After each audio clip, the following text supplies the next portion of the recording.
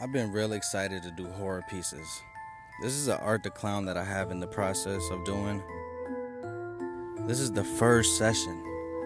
And when this client asked for this piece, I was honestly shocked because a lot of people want different stuff on the daily. This is like my lane of artwork right here. I really love doing horror pieces, especially Art the Clown. If you know me, you know I love this character. And the movie is honestly insane. I do not recommend it for children. But right now, I'm just basically packing in all the black ink. Right here, I'm just basically saturating all the black tones, making it as dark as possible for the shadows. Once you do that, the mid-tones are gonna come in and make everything pop, and the transition will be smooth. The key to making a great tattoo is honestly giving it some breathing room, which means basically you're giving the portrait or the design more open space. Open space is basically where you show more skin. One thing that's very important into executing a great tattoo is having a great stencil. I feel like some people overcomplicate the lines. Some people have too much going on in the stencil and they get lost in the details. When I first became a tattoo artist, I would overcomplicate the whole stencil. I would circle every single detail. Every piece that I see on the design, I would trace it. And I feel like the key is knowing how to paint and knowing how to draw. That way, when you simplify it, you can tattoo it correctly. And I feel like if you're not drawing or painting outside of tattooing, you're really not learning your craft and trying to bring it to the next level. I always find ways to bring my work to the next level.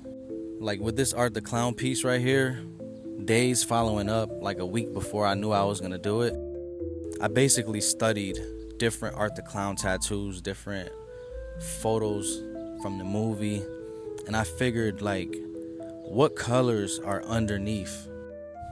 And one thing a lot of people don't realize is like when I look at the Art the Clown reference, all I'm seeing is hidden blues, hues, and purples in his mask. In this video you can't see it because it's the first session, but when I make the second video you will see it. His mask isn't all white. It has tones of blue and tones of purple and gray. So basically, that's how you're gonna bring it to life and make it look real. This is what I'm saying when I say painting and drawing goes a long way. If I was to paint this on a canvas, my palette would have white, grays, blues, purples, all the tones that I see, they'll basically be in there. And that's the same thing you have to do when you're doing a tattoo. It's the same thing as painting, but you're doing it on skin. For this tattoo, I use Super Black from Intense Ink for the darkest blacks of the piece. And then I use always dynamic ink to line my pieces up. And with the dynamic ink, I make an opaque gray wash system, which contains drops of black, blue, and fill the rest of it up with white. I became a fan of the opaque gray system lately. It just feels better. I feel like it heals better than gray wash. And it's almost like a color painting, but in black and gray monochrome. And I know with using opaque grays, it's gonna last longer, long term. Like a gray wash can look faded after a while. This is gonna be packed in like a color tattoo. Once you build the fundamentals of tattooing, like needle depth, stroke, voltage, it really just gets easy. It all comes to how you execute it. Your hand motion, your pressure, everything. When you're mentally prepared for a tattoo like this, especially at a large scale, and that gets your mind ready for the process. And that prevents blowouts, scarring, overworking the skin, especially when you're doing color with red. And this piece right here took me about 4 hours. I would have kept going, but client had to tap out. It was getting very painful for him. And that's something that I learned recently is like everybody's not gonna be able to finish the whole session, especially a size and a color piece like this.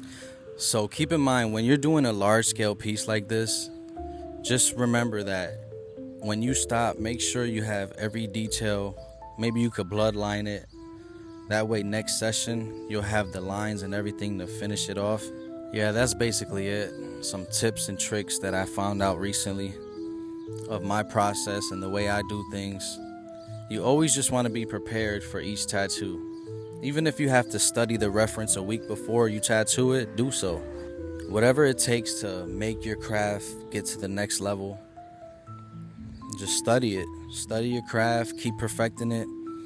The better you get, the more people are going to pay you, so keep that in mind. This tattoo costed $1,200. This is the most that I got so far.